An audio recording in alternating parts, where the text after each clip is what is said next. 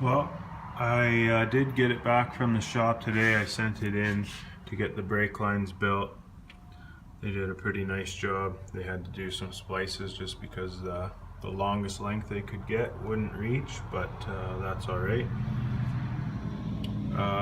He did mention that this is on too much of an angle, so he had to kind of get the car so that this would sit level, fill it, and then put the lid on, then put the car back down. But other than that, I think it'll be okay.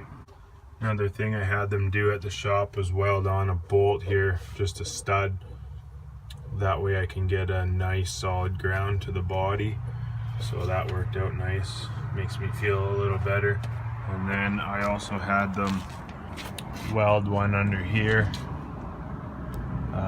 Nice big stud, because my ground was that just pinched to the frame. So now I know my ground is going to be making the connection through the frame. Well, I also got my boost gauge, boost vacuum gauge. That's all rigged into the supercharger. There's a small little nipple on the back of the supercharger. Just look it up on the Magnuson instructions if you ever need to know. Just pull off the little vacuum cap and that's where you hook into. This is a Lo-tek, I think it's called Lo-tek, the company. Gauge cluster or whatever for the pillar. I got the double one instead of three, and it wasn't the best fitting piece. This hole lined up. This one down here, I actually had to drill a new hole in behind. Just really not the nicest fitting piece. See how it kind of sticks out? That was for me. I heated it up with a heat gun there and tried to bend the edges in and kind of fucked it a little bit, but had to do some trimming down here, but it's in there.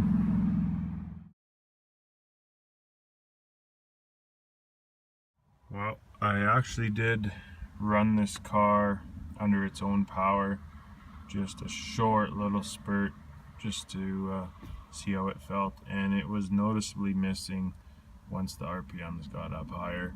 And I got the code there. I think that is it's a misfire code, but I think it's not specific to any cylinder from what I've researched, so I'm gonna have to find out what's going on with that.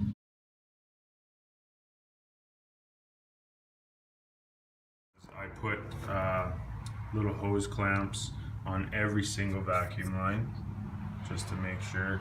All the PCVs, the brake booster, just all the ones I could find, and just to cover my ass on vacuum leaks. Well, like I was saying earlier, I wasn't liking where that 92.5 belt was sitting, so I went to the next size down. It's a 92.3, and after running it for a little bit there, that's where she ended up, so I'm a lot happier with that belt lineup.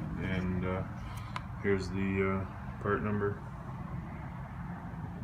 That 923 at the end is the length, 92.3, so it's a 6 rib belt, 92.3. I'm having an issue with this fucking Be Cool rad cap. Every time I fire it up and heat it up, it starts leaking. Now it's nice and hot, it seems like it's sealed, but I folded up the little tabs to make it close tighter, but it still fits on there pretty loose. Yeah, just working on my inner wheel wells instead of getting them fabricated out of steel or aluminum, which I really would like to do, but it's pretty costly. So just packed up a spare set that I had from a parts Regal, and yeah, this is how I did it so far. Cut off all the perches. I made them 9 inches wide, and then I cut off all the perches, fiberglassed under the bottom. I did probably 3 layers of fiberglass. Just want to make sure they were solid and I had product to work with. Did that. This inside will get rock guarded, so most of that will get covered. I'll give it a good sand before I rock guard it though. Yeah, these Regal fucking inner wheel wells are pretty ugly. I'm not gonna go on and fill all that shit just to, you know, just a plastic wheel well. So, and then yeah, I cut off all the perches and then sanded it down. This is the second sand down after the second filler I've done, and then this will be the final filler. I just mark with a pencil all the little spots that, because fuck, it's hard to remember them all. So I'll do that and fill them once more, sand them off once more, then I'll do a coat of high build, sand it off with some finer grain sandpaper, and then I'm just going to coat them with a satin black.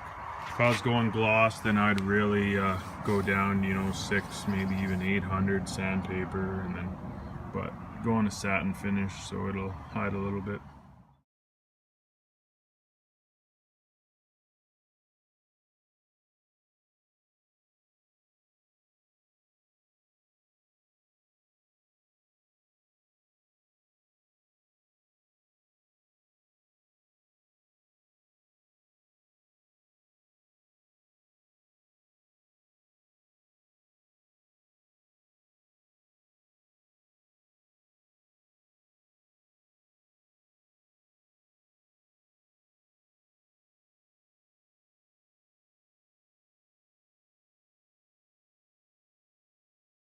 Here's the wheel wells all done, installed. I know it's open here. I might utilize those stock lower pieces and somehow tie them in, but for now this will do. You can kind of see a little bit of my body work, but I already had probably 30-40 hours into these frickin' things, but definitely a lot cleaner than what they were. Hacked off quite a bit. I want it nice and open, lots of airflow. This one worked out good because the air tube comes down here, so I don't know, overall I think it's decent. I don't even want wheel wells, but I don't want rocks flying up at the fiberglass hood and whatnot. Just rock guarded the bottom, and you can't see anything anyways. Well, here's my Crossmember. I sent this over to my neighbor. He's got a welding shop and stuff. I needed this for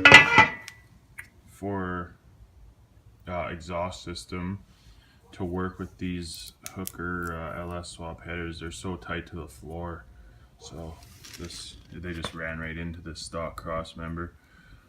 And because I'm doing mine with the TH350 for now, and I was getting lean codes because open headers, the O2 sensors are right at the end of the headers and picking up oxygen, so had to at least get some 2 or 3 foot pipes on there, so I modified my Crossmember. Well, had it modified. Yeah, this piece I bent out of a thin piece of aluminum while it was installed in the car, just so I could get the maximum clearance bends, and then I had them duplicate it and weld it on there like so. So this kind of goes with the floor line as tight as it can possibly go.